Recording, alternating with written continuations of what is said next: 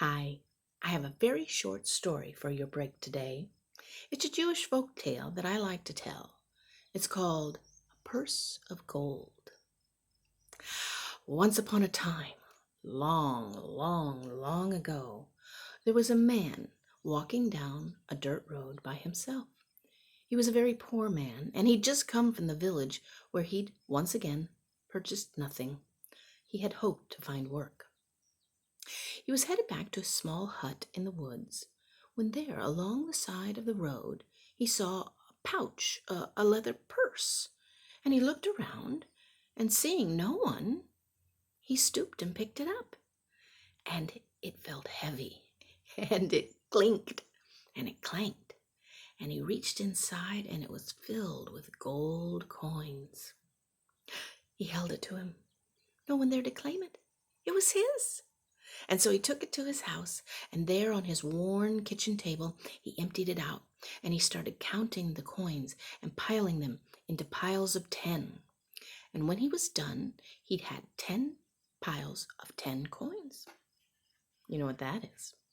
100 gold coins. Oh, all the things he could do with this. He was so hungry. The hut was so cold.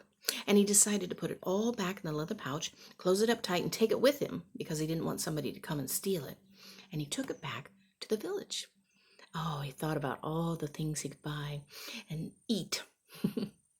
Well, when he got to the village, there was a new sign, freshly painted, and it had just been tacked up on the entryway to the village square.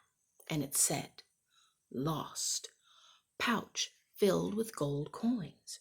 Reward for its return." And it was signed by the richest man in town. And the poor man read that sign and he just slumped.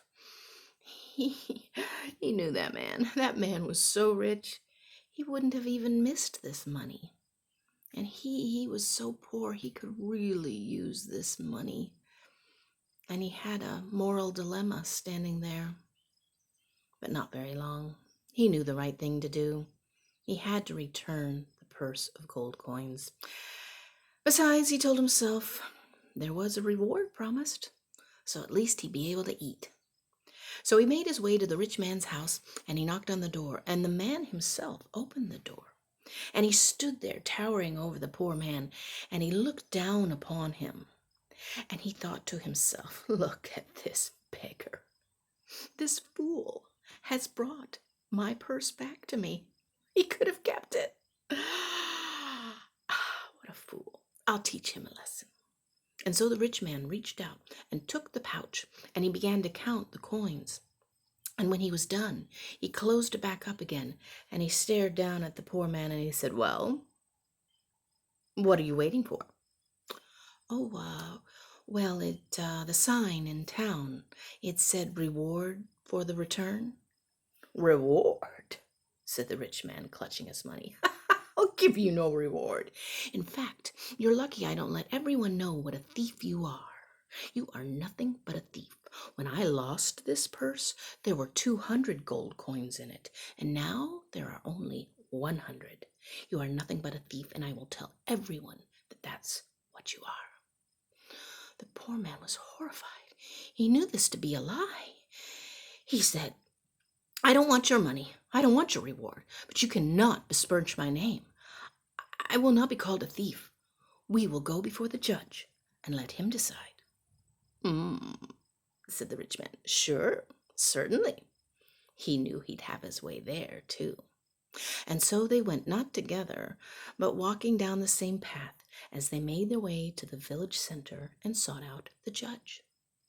And when it was their turn, the judge had each of them tell their story. And so the rich man made his way up and went first and described the fact that when he'd lost this pouch, it had 200 gold coins in it. And when this man had returned it, there were only 100, and he was nothing but a thief. And then the poor man had his turn, and he explained he'd found it by the side of the road. He'd counted it out. There were only 100. He was not a thief. He just wanted the reward, and now he didn't even want that. And the judge sat there and listened. And when they were done, thought. He knew the rich man. He knew him very well, and he knew what he was up to. He had always been such a cheat. And he could see the poor man was very poor and could really use that money. And so he made his judgment. He said, "Huh, it is clear. The purse you lost is not the same as the purse he found. Give him back the purse he found." And so it was done. And I like this story because the moral of this story, to me, is that if you're ever in a moral dilemma and you wonder what to do the right thing. Do the right thing, and you'll get your just rewards. Thanks, everyone. I hope you enjoyed this little folk tale, Story Break with Stephanie.